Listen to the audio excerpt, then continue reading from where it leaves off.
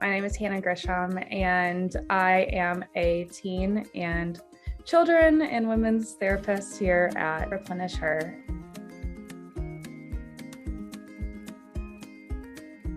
I think in supporting a teen, a lot of times parents will feel like they just don't know where to start. A lot of times teens have a hard time connecting in general, but specifically with parents, because parents are usually put at an arm's length. And so helping to understand what that's like for your child and your teenager, and why they tend to do that is a part of what I think a goal is just trying to help you to be able to better connect with your child and learn and understand why they might be doing the things that they do. And a lot of times it's hard for them to express their emotions. They're in a place developmentally where they're living highly off their emotions. And so for them to be able to fully express that can be really difficult. So starting to better understand why our children are reacting the way that they are.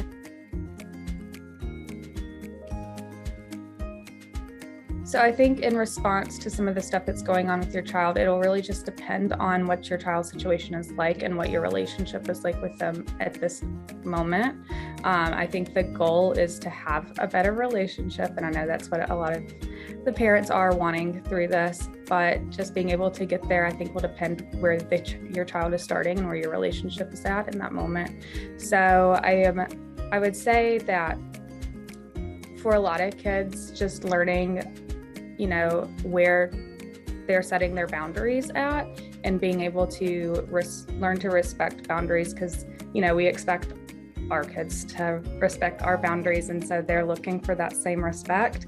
And I know it can be really difficult to give some of that up, especially if, they're a little bit younger of a teen. You're like, well, they're still so young. They're still learning. They need my guidance. But there's different ways to provide that guidance and still respect the boundaries that they need as they're working towards autonomy.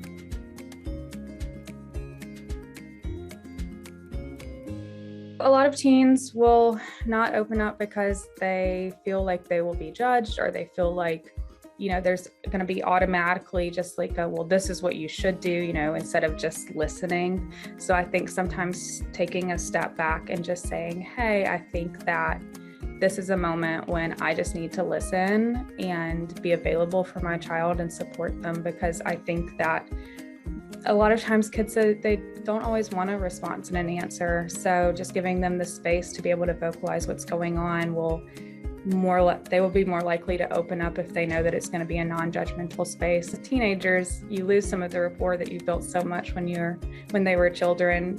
So you're kind of having to rebuild that in a different lens now.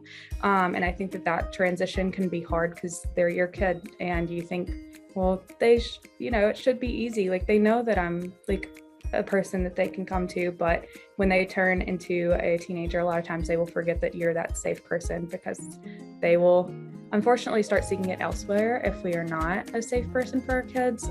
So just learning how to be attuned to their emotions, and so when you see that they're kind of off, just vocalizing that to them, because a lot of times they won't know how to vocalize it to you.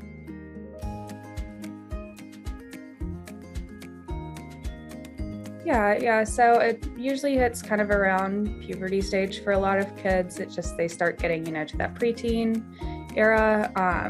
And what that's going to look like is they're going to start to pull away. And it's going to feel super uncomfortable as a parent for your child to start pulling away from you. Because we want to do what's best, and we feel like a lot of times we know what's best. So we're going to expect our children to have that same thought process. And, these kids are growing up in a different world. They have different lenses and different views and different people in their lives on social media or just at school with their peers, constantly telling them, this is the way you should do it, or this is not the way that you should think about something. And that can be very unsettling for a lot of parents in this social media age of like, oh my gosh, so what are my kids hearing? Are they bringing that in? Well, that's not right. So I need to put up this boundary for them. And that will just make a child retreat back, because a part of this individual journey is that they're trying to figure out who they are and where they can and how they can get there.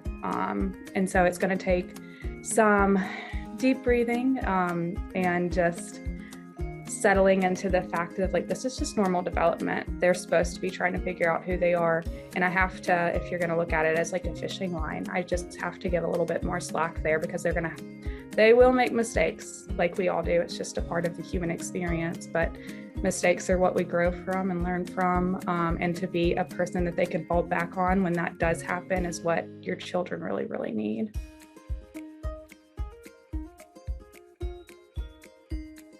I think a lot of times our kids will bring stuff, or they won't bring stuff to us, and we'll unfortunately hear about it in another way.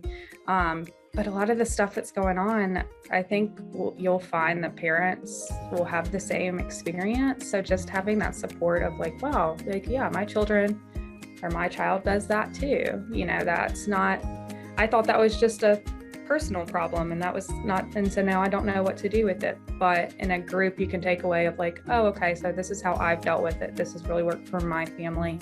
Just having that support and extra input from other parents, and also just gaining skills on how to sit with this growth aspect. I mean, it's uncomfortable. Any growth is uncomfortable, and having space to sit in it and process it out loud. And so it's not just within your home. I think that would be something that we will be doing a good bit of exploring in.